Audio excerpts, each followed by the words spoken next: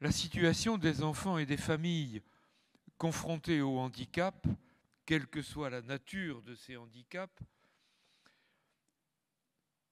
et qui sont également accompagnés dans le cadre de la protection de l'enfance, cette situation est tellement difficile à décrire que nous avons pour cela parfois besoin de recourir à des métaphores.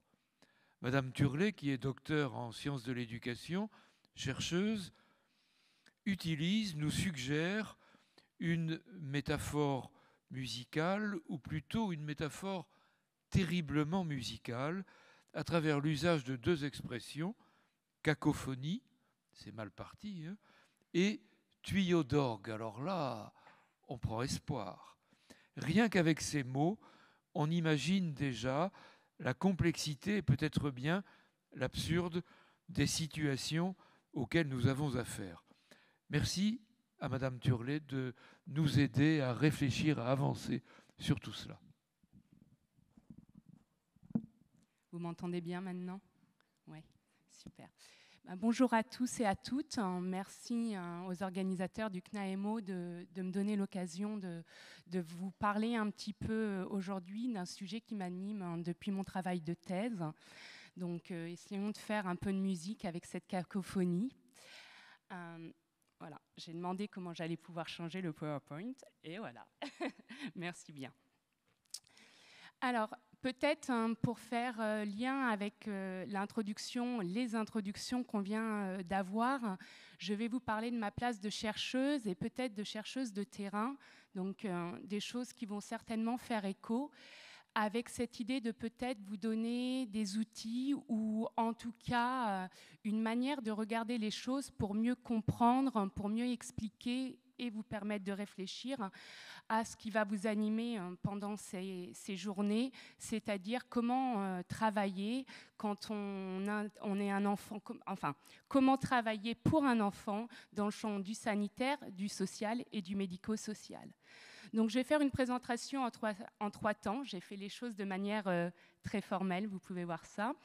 Je vais d'abord présenter rapidement ce que j'ai appelé la triade française des politiques publiques, donc le social, le médico-social et le sanitaire, pour ensuite parler du travail social et de son évolution, du passage du faire pour au faire avec. Je suis sûre que ça va beaucoup vous parler. Si je fais ces deux temps de présentation, c'est aussi pour vous donner des clés de lecture et pour essayer de comprendre, en fin de compte, pourquoi ce travail autour de l'enfant, quand on est dans le champ du soin ou quand on est dans le champ du médico-social ou dans le champ de la protection de l'enfance, est parfois si cacophonique. Et pour ça, par la suite, je finirai avec une mise en exergue de ces tensions à partir d'une recherche qui était sur la collaboration entre la psychiatrie infantile et la protection de l'enfance. Alors, je suis charentaise et j'ai tendance à parler... Oui, je ne suis pas du tout d'ici, je m'excuse. Je vous emmène les embruns marins. J'ai tendance à parler très vite, donc si c'est le cas, il ne faut pas hésiter à me le faire savoir. Merci. Super.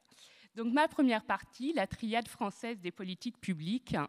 J'espère que vous voyez bien le PowerPoint. Donc, je vous ai fait des petits carrés. C'est peut-être des rappels, mais des fois, ça fait bien de réactiver ce que l'on pense savoir déjà. Donc, on a d'un côté le champ du sanitaire. De l'autre côté, on a le champ du social. Dans le sanitaire, on parle beaucoup de maladies. Dans le champ du social, on a beaucoup parlé d'inadaptation, même si les termes sont en train d'évoluer. Et à un moment donné, on s'est rendu compte qu'entre ces deux, il y avait quand même un fossé. Et donc est arrivé le champ du médico-social. Et c'est à partir de là qu'on parle du handicap. Donc, le champ du sanitaire, cette maladie, comme le champ du social et de l'inadaptation, quand elle pense les prises en charge, les soins, les accompagnements, les interventions socio-éducatives, elles partent de la même chose, des causes. Alors, la lecture des causes du côté de la maladie et la lecture des causes du côté de l'inadaptation, en tout cas, j'ai du mal avec le mot inadaptation, je pense que vous l'aurez compris, mais la lecture des causes du côté du champ du social sont différentes. Et dans le champ du médico-social et du handicap, on ne part plus du tout des causes, on part des conséquences. Donc on voit bien que là, en fin de compte, la manière de penser les soins, les interventions et les accompagnements vont déjà être différents. Soit on pense maladie et donc on cherche la cause de la maladie pour trouver le remède, et tout cette dominance qu'on peut avoir de plus en plus avec la question du diagnostic. Du côté du social, pareil, on va chercher la cause de la situation, d'accord ? Qu'est-ce qui explique que l'enfant se trouve dans cette situation ? Alors que du côté du handicap, on va regarder les conséquences de ce que vit l'enfant pour pouvoir, en fin de compte, l'accompagner au mieux. Donc voilà, donc l'objectif, en fin de compte, est d'essayer de faire coordonner ces trois champs, et comme on le sait, et comme on a déjà pu l'entendre, ce n'est pas toujours facile. Pour ça, je vous ai pris, pour mettre les tensions de cette triade en lumière, je vous ai pris un exemple qui est celui-là. Alors j'ai toujours du mal, parce que comme on doit donner un adjectif, on doit catégoriser cet enfant, et ben on sent bien que soit on va partir du côté du champ du sanitaire, du social ou du médico-social. Donc j'ai parlé du comportement de l'enfant, puisqu'en fin de compte, si on parle du côté du champ du sanitaire, du médico-social ou du social, on va parler d'un comportement de l'enfant avec des mots différents. Donc je suis partie de l'idée de l'idiotie, vraiment au début du 19e siècle, avec l'approche organiciste au niveau du sanitaire, on parlait des enfants idiots avec la cause qui était un déficit des facultés mentales. Et donc là, on avait pensé le traitement, qui était un traitement moral, avec cette idée qu'il fallait réveiller le corps de l'enfant pour pouvoir le soigner. Et là, l'enfant était vraiment objet de soin. À un moment donné, on a quand même eu quelques évolutions dans nos connaissances, en particulier l'apparition des découvertes freudiennes, qui nous ont amené à penser l'enfant plus dans le terme d'agité, d'état limite du côté du sanitaire. Du côté du social, à peu près au même moment que l'idiotie, on parle de l'enfant inadapté, et maintenant on parle plus de l'enfant en danger ou dangereux, c'est toujours cette limite, et maintenant aussi des besoins de l'enfant, avec cette idée que les causes sont des conditions matérielles d'existence, son environnement social, tout ce que vous devez vivre dans votre quotidien en tant qu'intervenants sociaux, et donc avec cette idée qu'il fallait agir sur l'environnement social et accompagner les familles. Et dans le champ du médico-social, là aussi, on a parlé de l'idiotie au départ, mais avec un regard différent. C'est-à-dire qu'on a regardé la conséquence, en fin de compte, donc des défaillances du développement cognitif de l'enfant. Par exemple, si vous ne l'avez pas vu ou si vous voulez le revoir, je vous le conseille, ça le met beaucoup en exemple ce dont je suis en train de vous parler, le film de Truffaut sur l'enfant sauvage, Victor de l'Aveyron, qui nous montre bien, en fin de compte, que ce que regarde le docteur, c'est vraiment le problème des interactions et comment, en fin de compte, agir sur Victor, qui a des conséquences dans ses interactions sociales avec les personnes avec qui il interagit, en espérant être clair. Je regarde mon temps, on est bon. Donc voilà, ça c'était vraiment ma première partie pour vous montrer en fin de compte que si on est du côté du sanitaire, du social ou du médico-social, on a un même enfant souvent, mais en fin de compte la manière dont on va expliquer son problème et la manière dont on va penser son action va être différente parce qu'on a des grilles de lecture qui sont différentes, des cadres théoriques qui sont parfois différents. Ce qui m'amène à mon deuxième propos sur les cadres théoriques, en essayant en tout cas de retracer rapidement l'évolution du travail social et de ce que vous faites, de ce que font les intervenants sociaux au quotidien, avec ce passage du faire pour au faire avec. Donc, les premières actions sociales, elles étaient basées sur une tendance moralisatrice, d'accord ? Les premiers travailleurs sociaux. Alors, je suis sociologue, peut-être que j'aurais dû préciser ça, donc je fais, vous savez, des idéotypes. Je ne dis pas que les premières actions et la tendance moralisatrice, ou en tout cas ce que je vais vous présenter maintenant, a complètement disparu, et que ce que je vais vous présenter par la suite, c'est exactement ce qui est en train de se passer. Tout se mélange, mais je catégorise pour la clarté du propos.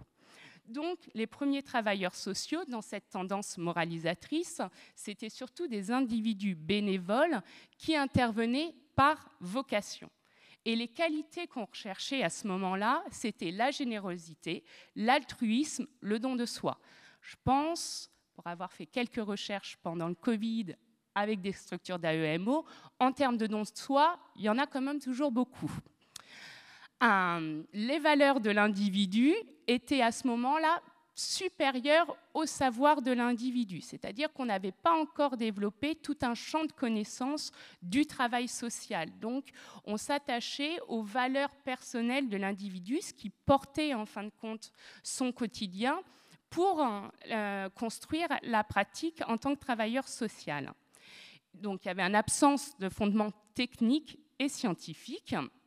Et ce qu'on regardait, c'était en fin de compte la capacité de persuasion et d'influence des personnes qui allaient intervenir.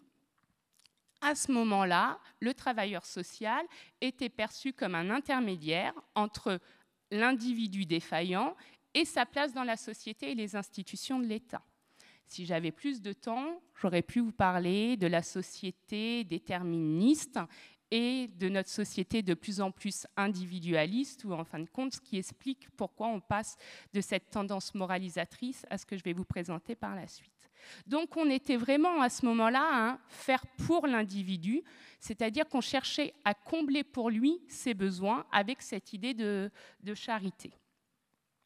Le travail social évolue et émerge l'idée de la relation d'aide, avec une tendance psychologisante. Et cette tendance, elle est très importante parce qu'elle va apporter des savoirs, mais pour moi, elle explique aussi, en tout cas, elle donne des pistes de réflexion sur pourquoi le travail, partenariat, coopération, collaboration, je vais en reparler tout à l'heure, peut être si compliqué entre les différents services, protection de l'enfance, sanitaire et médico-social. La logique du travail social, à ce moment-là, c'est le dialogue. Les qualités nécessaires, la compassion et l'empathie. Je pense que vous avez toujours gardé ces qualités. Et le savoir qui se construit et qui s'appuie sur la relation d'aide, ça va être l'écoute, l'entretien en face à face. Et tout ça, c'est possible parce qu'en fin de compte, il y a des savoirs en psychologie, vous parlez tout à l'heure des découvertes freudiennes, entre autres, qui ont émergé et qui vont beaucoup guider la construction du travail social. Donc, le travailleur social, ou la travailleuse sociale d'ailleurs, va être là pour aider la personne à transformer ses attitudes et ses sentiments éprouvés. On va être sur du faire sur l'individu, permettre dans une forme de rééducation. On va passer à une forme, on était dans une forme de charité, on va être dans une forme de prise en charge avec cette technique du relationnel, qui s'appuie, ne l'oubliez pas, vous allez comprendre pourquoi tout à l'heure, sur les connaissances psychologiques. Et la dernière tendance que vous devez vivre pleinement, puisque je pense qu'on est sur ce passage en ce moment, c'est l'apparition. Alors je pense, je ne suis pas la seule, si vous voulez des références, n'hésitez pas, je pourrais vous les donner, mais voilà, on passe à l'apparition de l'idée de l'activation du sujet avec une tendance médiatrice. La logique du travail social est en train de se transformer et il y a une mise en lien qui est demandée aux travailleurs sociaux entre les individus et ses besoins. Je pense que vous allez avoir plusieurs présentations sur les besoins de l'enfant, donc ça fera peut-être écho à ce moment-là. Et donc, dans les qualités nécessaires qui est demandée, ce sont l'adaptation et l'accompagnement. La valeur centrale dans tout cela, c'est la médiation. Le travailleur social doit avoir une capacité à coordonner, à produire de l'accord, à traiter les conflits, à faire circuler l'information. Il va être plus dans un faire avec l'individu, c'est-à-dire permettre à l'individu d'exprimer ses attentes et l'accompagner dans la recherche de solutions, d'interventions qui pourraient être là. Donc, on est dans une prise en compte vraiment avec cette technique de l'activation du sujet. Souvent, alors je vais prendre une position, je ne vais pas être une sociologue très neutre, mais ce n'est pas mon identité de toute façon. Souvent, la tendance médiatrice Et je pense que c'est aussi le fait qu'une nouvelle norme et une nouvelle valeur arrivent. Quand on est dans son quotidien, elle peut faire peur. Pour moi, elle me donne de l'espoir pour harmoniser un petit peu cette cacophonie. Je me dis que si on est de plus en plus dans cette mise en lien et dans identifier le besoin, mais c'est ce qui a pu nous être dit tout à l'heure, eh ben, peut-être en fin de compte que l'harmonisation va se faire entre le champ du sanitaire, du social et du médico-social. Je suis quelqu'un de plutôt optimiste, donc j'espère que ça va vous porter. Alors, je vous ai mis une dernière citation sur le faire avec, parce que je trouve qu'elle est assez éclairante. Je vais juste vous la lire et peut-être que ça vous amènera à réfléchir. Elle a été écrite par Astier dans un livre qui s'appelle « Les nouvelles règles du social », qui est paru en 2007, et c'est à la page 9. « Pour un nombre sans cesse croissant d'agents, travailler ne consiste plus à obtenir les consentements des sujets de leur intervention à des valeurs générales, mais à les accompagner dans la construction de leur identité personnelle. » Je pense que ça fait écho et que ça amène aussi beaucoup de questions, en plus quand on travaille avec les enfants, qui sont eux aussi en pleine construction de leur identité. Je vous laisse réfléchir, vous aurez peut-être le temps plus tard. J'ai passé sur le grand tableau un peu barbare, mais qui reprenait en fin de compte tout ce que je venais de vous dire, pour pouvoir vous parler un peu plus longuement et puis pour avoir le temps d'échanger par la suite de cette expérience, donc entre ce lien entre pratique psychothérapeutique et protection de l'enfance, parce qu'en fin de compte, et c'est normal, on parle de places différentes. De ce que j'ai entendu ce matin, il n'y a rien de plus peut-être que mes propos, sauf que peut-être que dans mes propos, j'amène un peu d'expérience de terrain et un peu de compréhension de ce que j'ai pu voir sur le terrain. Donc peut-être vous présenter rapidement le contexte de la recherche. C'est une recherche qui a été en fin de compte commandée par un hôpital de jour qui accueille des enfants avec des troubles du comportement. Alors quand je dis troubles du comportement, c'est de l'agitation +++ et de la violence +++. Un hôpital de jour, je vais en parler peut-être tout à l'heure, mais qui a un fonctionnement assez particulier puisqu'il accueille les enfants après l'école et les enfants retournent au domicile familial pour le dîner. Et en fin de compte, cette équipe de soignants se disait que l'ensemble des enfants qui étaient accueillis au sein de leur hôpital de jour pourraient faire l'objet d'une mesure de protection de l'enfance. Et ça les questionnait beaucoup de savoir pourquoi, comment et quand, en fin de compte, ils devaient engager un travail avec les services de protection de l'enfance. Et donc, c'est à ce moment-là que j'interviens. Et donc, j'ai eu un financement CIFRE donc, pour réaliser mon travail de doctorat au sein de cet hôpital de jour sur ce questionnement qui portait, en fin de compte, cette équipe soignante. Donc, vraiment, c'était un... Alors, l'idée, quand il me disait prendre contact avec les services de protection de l'enfance, ça fait peut-être écho à, je crois que c'était le secrétaire d'État Taquet qui disait ça tout à l'heure. Quand on parle protection de l'enfance, toujours et encore, on entend beaucoup placement. Et donc, pour ces soignants, il y avait quand même beaucoup cette idée que prendre contact avec les services de protection de l'enfance, excusez-moi, c'était placer les enfants. Voilà, bon. On a travaillé un petit peu sur ça ensemble. Mais vraiment, la question de départ, c'était de savoir quels étaient les critères et les stratégies à mettre en place par les soignants de l'hôpital de jour quand ils prenaient contact avec les services de protection de l'enfance, parce que la situation, en fin de compte, de cet enfant, en plus des soins de l'hôpital de jour, pourrait profiter d'une intervention socio-éducative. Pour cela, j'ai fait une démarche empirique. Donc, pendant 3 ans, j'ai travaillé au sein de cet hôpital de jour où j'ai de plus en plus endossé la casquette de soignante. Et donc, j'ai participé aux réunions de synthèse, aux réunions partenariales, puisque c'est ce qui m'intéressait beaucoup. Je vais vous en présenter une tout à l'heure, surtout avec les intervenants de la protection de l'enfance, aux activités de groupe. Et j'ai analysé 165 dossiers sur le temps d'ouverture de l'hôpital de jour de 1981 à 2011. C'est un hôpital de jour qui a en moyenne tous les soirs 20 enfants. Ce sont les 20 enfants qui sont reçus tous les soirs, ce sont les mêmes, d'accord, et c'est des enfants qui peuvent rester en moyenne de 1 an à 15 ans au sein de l'hôpital de jour. Donc, les 165 dossiers représentent quasiment l'ensemble de la population qui a été accueillie au sein de cet hôpital de jour quand j'ai fait mon travail de thèse, pour vous dire le travail de longue haleine que cela peut représenter.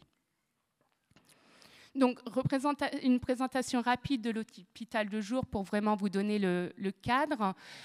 Ils ont cette valeur thérapeutique, j'en parle souvent parce que c'est quelque chose qui, moi, au départ, quand je suis arrivée, m'avait choquée, j'ose le mot, c'est les murs et les portes fermées. C'est-à-dire qu'à chaque fois qu'on rentre et qu'on sort dans une salle et qu'il y a des enfants, on ouvre la porte derrière soi et on referme la porte derrière soi en faisant attention que les enfants ne s'échappent pas.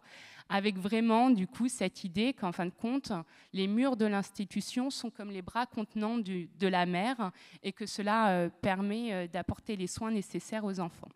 Il y a cette idée derrière de redonner un rôle et un statut social à l'enfant. C'est un lieu qui est implanté au sein d'un territoire donné. Je dis ça parce qu'il y a un gros travail qui est fait avec l'école, et c'est souvent l'école qui, en fin de compte, adresse les enfants à l'hôpital de jour parce qu'ils connaissent le travail qui est effectué. Et donc ça s'appelle hôpital de jour, ça c'est pour le financement. Ce sont des pratiques de soins institutionnels, ce que je vous disais tout à l'heure, temps d'accueil après l'école et avant le retour en famille. Dans ces soins institutionnels, alors c'est la pratique institutionnelle des soins ou les pratiques de soins et les soins qui sont institutionnels. Vous conjuguerez comme vous voulez cette phrase.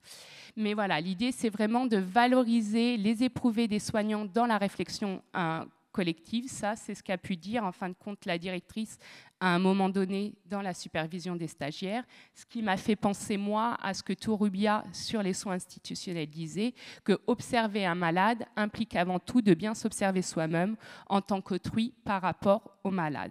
Et donc, l'idée vraiment derrière, c'est de transformer des pratiques éducatives en pratiques psychothérapeutiques. Je ne vais pas vous cacher, les premiers temps où je participais au groupe, on faisait des Legos. Moi, je trouvais ça super. On avait un super lien avec les enfants. Ça permettait plein de choses, mais je me disais, on fait des pratiques éducatives. Pourquoi il s'appelle hôpital de jour? Pourquoi il s'appelle soignant? J'ai compris au fur et à mesure comment, en fin de compte, ces pratiques éducatives, pour eux, se transformaient en pratiques psychothérapeutiques.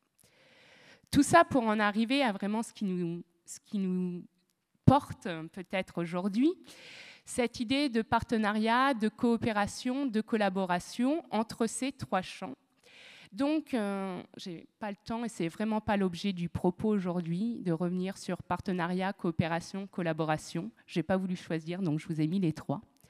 Mais vous présentez le cadre théorique qui me permet, en tout cas à moi et dans mes recherches, d'aborder cette question des liens entre ces différents champs. Je parle et je m'appuie sur les travaux de Crozier et de Friedberg de relations de pouvoir, avec cette idée qu'entre ces trois champs, et dans notre cas là sur cette recherche, entre les soignants et la protection de l'enfance, il y a une relation de réciprocité. Une relation de réciprocité, c'est-à-dire que chaque partie reconnaît avoir besoin de l'autre et peut apporter quelque chose à l'autre. Ça, on est tous d'accord. Avec cette idée donc, que chacun va engager des ressources et que va se créer dans ce lien, dans cette relation, une négociation et des échanges. Le problème, et c'est là où la cacophonie commence à se faire sentir, c'est que cette relation de réciprocité, elle va être déséquilibrée. Et donc au cœur de la relation, et ça j'insiste, je pense que c'est important quand on réfléchit à ça, ce n'est pas un rapport de force qui est en jeu, mais vraiment un rapport de possibilité d'action.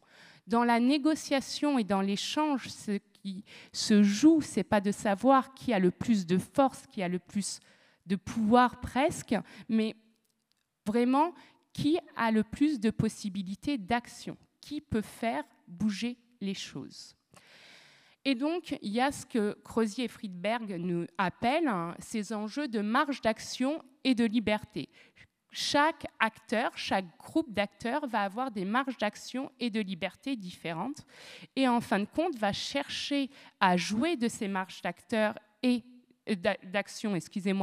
de liberté pour imposer en fin de compte son point de vue à l'autre partie.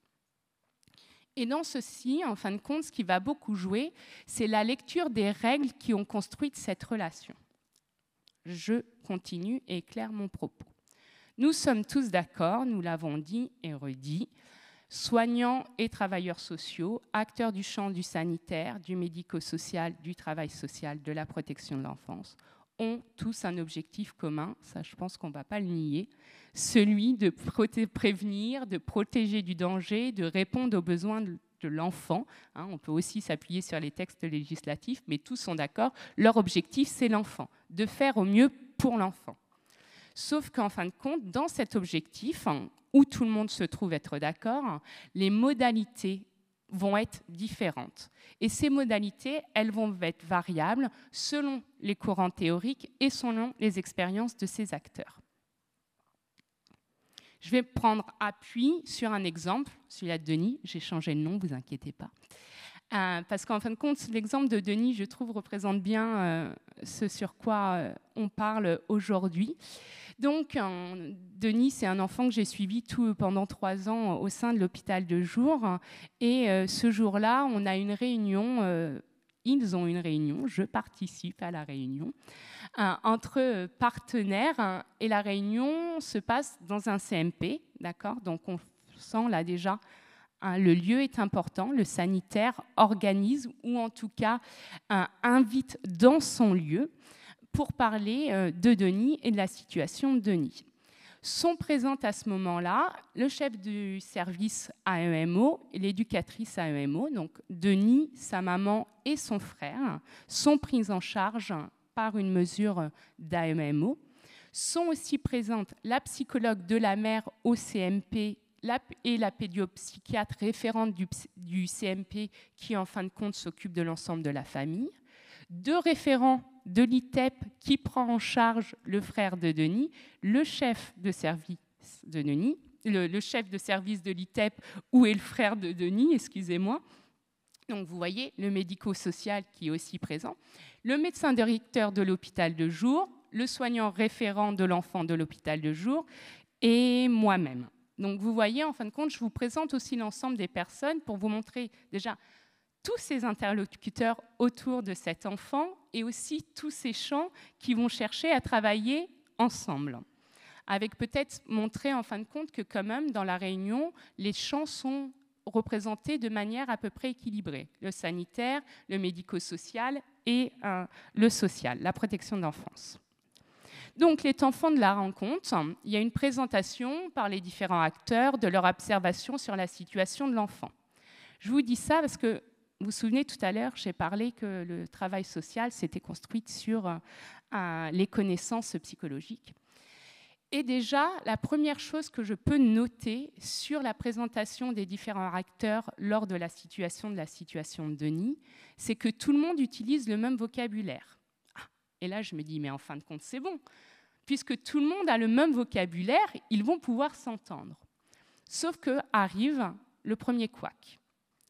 Les psychologues et les pédopsychiatres ont une connaissance plus approfondie que les travailleurs sociaux du vocabulaire et du champ de la psychologie. Les travailleurs sociaux ont plein d'autres connaissances, mais quand ils doivent parler avec les psychologues, on sent bien, pendant cette réunion, que les psychologues prennent l'ascendant au niveau de la connaissance théorique, ce qui commence à créer déjà un peu de cacophonie. On continue dans cette réunion, on définit un objectif commun, tout le monde est d'accord, tout le monde pense qu'il est important de séparer Denis de cette maman. Donc là, on prend vraiment une mesure de séparation. Il y a déjà une mesure d'AEMO et il est dit que ça devient compliqué de travailler avec cette maman et que Denis est de plus en plus en danger. Donc, les services d'AEMO et les psys sont d'accord avec cette idée de séparation. Objectif commun. problème, début du conflit, grosse cacophonie. Arrivent les modalités de mettre en place cet objectif commun. Et là, bon là je vous ai mis ça rapidement, mais je vais vous en parler plus longuement. On va avoir cette opposition entre les connaissances théoriques expertes des psys et la connaissance du terrain des travailleurs sociaux. Tous ont le même objectif, mais tous comprennent la chose différemment. Je continue, je reviens sur ça. Pour les soignants, alors je parle un petit peu moins des travailleurs sociaux, parce que normalement c'est votre pratique, donc j'ai centré mes propos sur les soignants. La mesure de séparation, rien de nouveau, présente des risques de traumatisme qui sont en lien avec les traumatismes relationnels précoces vécus par les enfants accueillis à l'hôpital de jour, qui ont déjà un fonctionnement clivé. Donc, les soignants expliquent qu'il faut préparer la mesure de la séparation, penser la séparation comme un processus dynamique, prendre en compte la spécificité de la famille et de l'enfant. Rien d'extraordinaire dans ce que je vous dis. On continue. Pour les soignants, ce qu'il faut mettre en place pour préparer cette séparation, c'est transformer un projet en réalité concrète. Donc les soignants voudraient que l'enfant puisse aller visiter le lieu de vie pour avoir ce sentiment de continuer d'exister au sein de la famille, mais aussi au sein de l'hôpital de jour, parce que l'idée, j'aurais peut-être dû le préciser, c'est qu'en fin de compte, Denis n'arrête pas de venir à l'hôpital de jour. Vous vous souvenez, c'est un lieu implanté dans un territoire. Donc vous voyez déjà comment ça commence à se compliquer pour trouver un lieu de placement pour Denis. Et après, non, quand les enfants apaisent eux-mêmes l'angoisse des autres enfants, je n'ai pas le temps de vous en parler, mais c'était un beau moment. Et pour les parents, il y a agir sur le narcissisme des parents, donc avoir une approche normalisante des parents, valoriser les normes parentales et s'assurer du lien parent-enfant. OK. Pourquoi, en fin de compte, ce travail est si compliqué entre les deux? Parce que la rationalité d'action, la rationalité de comprendre les choses, d'observer Denis et de penser l'intervention va être différente. Pour les soignants, on est dans une rationalité en valeur, c'est-à-dire qu'ils ont une connaissance accrue du développement de l'enfant, une connaissance de la psychanalyse, et on sait encore à quel point la psychanalyse a un fort impact dans le travail social et dans le sanitaire. Donc ils ont, même s'ils revendiquent ne pas l'être, ils se posent dans une place d'expert et ils définissent ce qui est le mieux pour l'enfant. De l'autre côté, vous avez les travailleurs sociaux qui, eux, ont une rationalité d'action, c'est-à-dire qu'ils connaissent le réseau dans lequel ils sont en train de travailler. Ils savent ce qui est possible ou pas. Ce que demande, ce que propose l'hôpital de jour ou ce que propose aussi le CMP, c'est très beau sur le papier, mais dans la réalité du terrain, ce n'est pas faisable. Et c'est là, en fin de compte, que se joue à nouveau la cacophonie. Et je pense, oui, j'ai fini mon propos. Et du coup, je vous ai dit merci de votre attention pour ça, parce que je me suis dit qu'on pourrait échanger. Je n'ai pas vraiment de conclusion, parce que je crois que c'est vraiment le propos des assises, et j'espère vous avoir donné quelques clés de lecture. Merci pour votre attention. Merci beaucoup. Merci.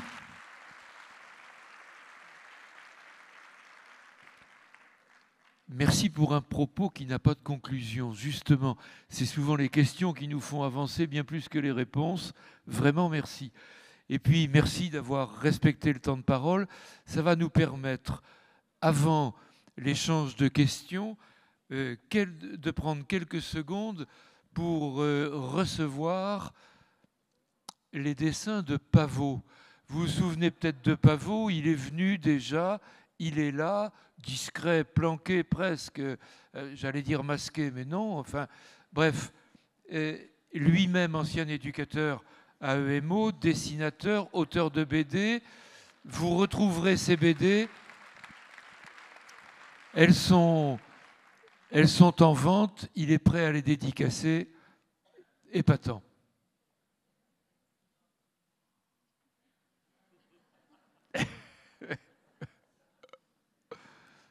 Proposition de logo intersecteur.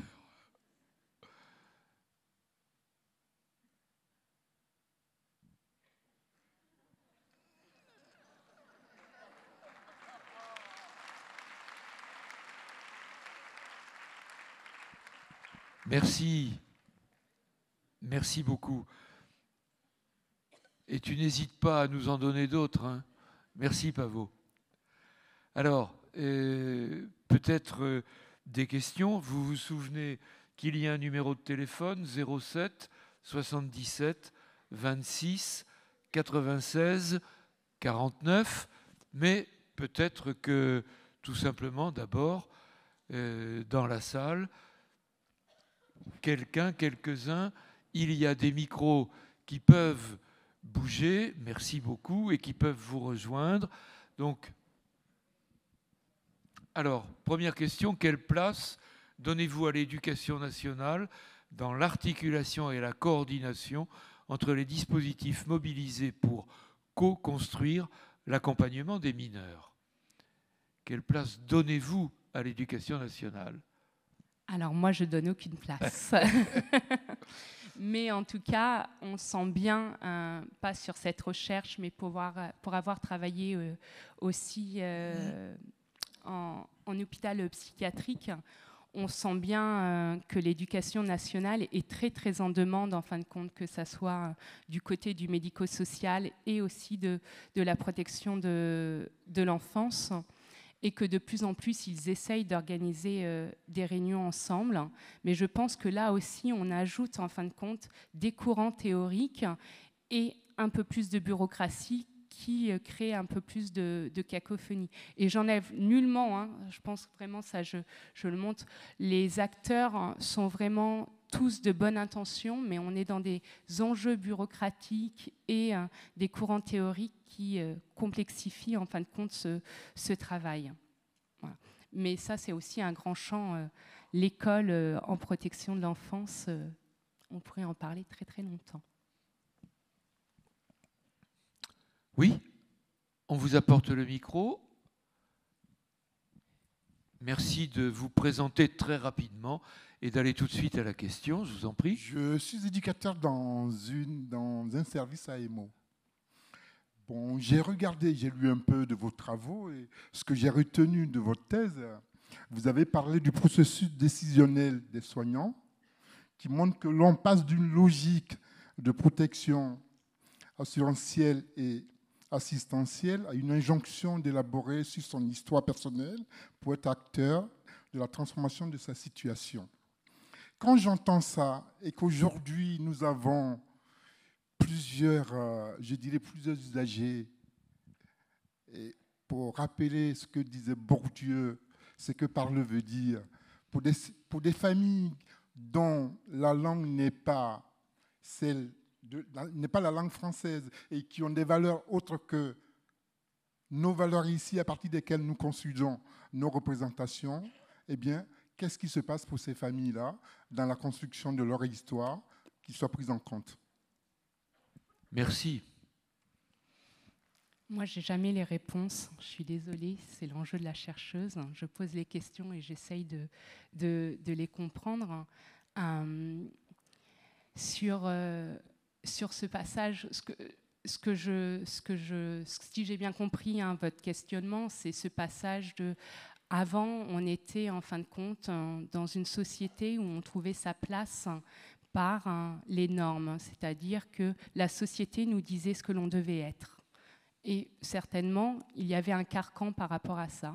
Et de plus en plus, dans notre société individualiste, on est dans une société où, en fin de compte, on nous dit, si vous n'êtes pas maître de votre sort, vous pouvez être maître de ce que vous voulez être.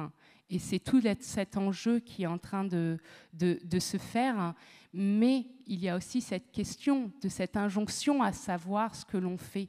Vous avez les travaux, je peux vous les recommander, les travaux de Comaille, c'est un sociologue aussi, qui explique qu'en fin de compte, on a une nouvelle dualisation de notre société, où d'un côté, on a les personnes qui sont en capacité de se réaliser eux-mêmes, de pouvoir poser les mots sur ce qu'ils veulent être, et les autres personnes qui, en fin de compte, se retrouvent dans cette incapacité. Et c'est là où le travail de thèse, que je vous remercie d'avoir lu, ça fait toujours plaisir de voir que son travail est lu, avec tout ce qu'on pourrait refaire sur celui-ci depuis 2016. Mais Ce que montrait aussi ce travail de thèse, en fin de compte, c'est qu'enfin, les soignants prenaient contact avec les services de protection de l'enfance quand, en fin de compte, ces parents et ces enfants étaient face au mur et n'étaient plus dans la capacité, en fin de compte, d'exprimer ce qu'ils voulaient. Et là, je pense qu'il y a un enjeu, en fin de compte, de comment peut-on accompagner des parents et des enfants, et en AEMO, je pense que si vous avez des services de suite un petit peu et des mesures jeunes majeurs, vous le voyez bien, c'est comment accompagner des enfants qui, en fin de compte, du fait de leur histoire, n'ont pas encore ces capacités à penser ce qu'ils ont envie d'être. Je ne sais pas si ça répond à votre propos, mais j'espère que ça vous éclaire pour poursuivre votre réflexion. Merci. Quel serait le plus petit dénominateur commun entre la rationalité des valeurs et celle de l'action pour avancer sur le projet de l'enfant? Alors, je vous remercie beaucoup pour cette question. Si vous avez un financement de recherche, je veux bien y répondre. Je veux bien travailler dessus. Ça, c'est vraiment...